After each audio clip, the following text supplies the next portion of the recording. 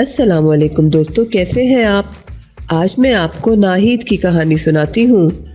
नाहिद के अब्बू जान नाहिद के लिए नारियल, नारंगी और नाशपाती लाए। नाहिद ने नल के पानी से नारियल, नारंगी और नाशपाती धोकर खाए। नाहिद ने फल धोकर नल बंद ना किया।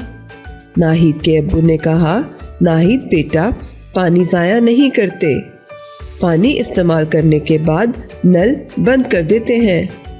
हमें भी पानी इस्तेमाल करने के बाद नल बंद कर देना चाहिए। दोस्तों, नारियल, नल और नाशपाती की शुरू की आवाज़ है। अरे ऐसे बोलो। मेरे साथ मिलकर बोलो। आओ कुछ मिलकर पढ़ते हैं। नारियल, नल, नाशपाती। नारियल, नल, नाशपाती। नारियल, नल, नाशपाती।